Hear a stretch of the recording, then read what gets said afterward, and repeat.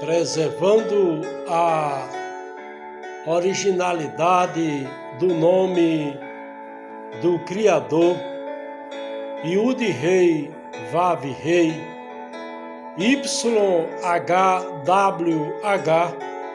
Saúdo a todos com a paz do único Deus verdadeiro e eterno, o Deus vivo, o Criador, nas pessoas do Pai eterno Ial, do Filho eterno Ialcha e do Espírito Santo eterno Ruach Kadosh. Shalom a todos. Respondendo à pergunta, podemos cobrar tributos com efeito retroativo, afetando operações anteriores? Em regra geral, não, pois é inconstitucional. A Constituição de cada país estabelece os princípios da legalidade e da anterioridade tributária que geralmente impedem a cobrança de tributos com efeito retroativo. Um tributo só pode ser exigido após sua publicação oficial e respeitando prazos mínimos. Quando um presidente de qualquer país decide estabelecer um decreto presidencial que aumenta tributos com efeitos retroativos, mesmo justificando que o tributo tem caráter extrafiscal, servindo como instrumento de política econômica, o que permite maior flexibilidade na sua regulação. Essa decisão pode gerar insegurança jurídica e críticas de especialistas nacionalmente e internacionalmente, pois afeta operações já realizadas que pode gerar controvérsias e depender de decisões judiciais e administrativas por parte de outros órgãos do poder no próprio país. No caso de novos tributos, não pode cobrar com efeito retroativo, porque trata-se de tributos novos com novas leis. Concernente ao aumento de tributos que já existe, que já foi pago legalmente, não pode ser cobrado com efeito retroativo, mesmo sendo imposto sobre operações financeiras no país e entre outros países, porque a nova lei complementar de tributos é com base em leis e tributos já existentes que foram pagos legalmente perante as leis dos tributos anteriores. Caso venha a acontecer em qualquer país essa cobrança indevida de tributos, é necessário que um dos poderes superior venha corrigir o outro poder a nível nacional e que haja também uma interlocução com uma comunicação sadia que conecta o mundo entre as partes dos poderes e entre os países envolvidos com interpretação, empatia e construção de sentido entre os interlocutores. A união cria a mudança, com uma união sadia entre todos, mas é necessário deixarem de criarem e sancionarem leis que atropelam os artigos e incisos umas das outras leis, que desrespeitam os direitos e deveres uns dos outros e de grupo de pessoas em vários países existentes na face da terra. Podemos cobrar tributos com efeito retroativo, afetando operações anteriores, quando os serviços públicos de energia elétrica, água e IPTU há erro na medição ou cadastro do imóvel. Quando os planos de saúde há ajustes em mensalidades após revisão contratual, se não ultrapassar o prazo de prescrição de acordo com as leis vigentes em cada país. No princípio da legalidade e da anterioridade tributária, o consumidor deve ser informado e ter chance de contestar. Uma cobrança pode ser considerada indevida em qualquer país quando há falhas que comprometem a legitimidade da exigência, quando há erro no sistema ou nos cálculos. Isso pode ocorrer em contas de serviços de água, luz, telefone, onde o valor cobrado não condiz com o consumo real. Quando a cobrança for duplicada em duplicidade, você paga uma vez e ainda assim recebe outra cobrança pelo mesmo item ou serviço. Quando o serviço não foi contratado ou entregue, a empresa cobra por algo que você não solicitou ou que não foi prestado. Quando os dados cadastrais estão incorretos, o nome ou endereço está errado ou o valor calculado está incorreto. Podemos citar vários exemplos de cobranças indevidas. Vivemos no mundo aqui na terra dos viventes, como almas viventes, em corpo, alma e espírito, como pessoas que residem na terra enquanto estamos vivos, para obedecermos à lei do único Deus verdadeiro e eterno, o Deus vivo, Criador, nas pessoas do Pai eterno, Yahweh, do Filho eterno, Yahshua, e do Espírito Santo eterno, Ruach Kadosh, e obedecer também à lei dos homens.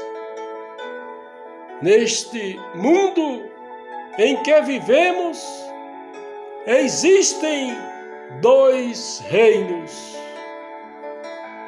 o reino do mundo, daqueles que andam no curso do mundo, fazendo a vontade da carne, e o reino do Deus vivo, daqueles que vivem sempre firmes nas promessas de Cristo, apregoando o Evangelho de Cristo, para as pessoas saírem do sistema mundano, do reino do mundo, e virem para o reino do Deus vivo, fazer a vontade do Deus vivo, do Criador.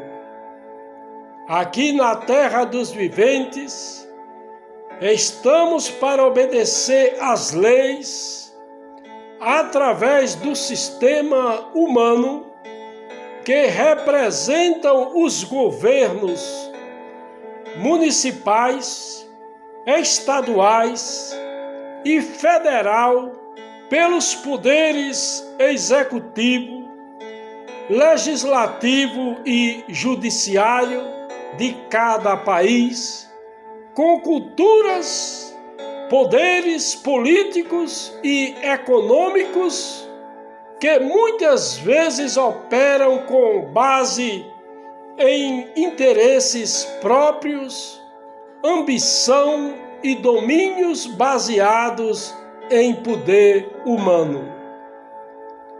Muitas vezes, esses poderes são marcados por injustiças, corrupções e conflitos, porque são pessoas que vivem no reino do mundo, vivendo no curso do mundo, fazendo a vontade da carne.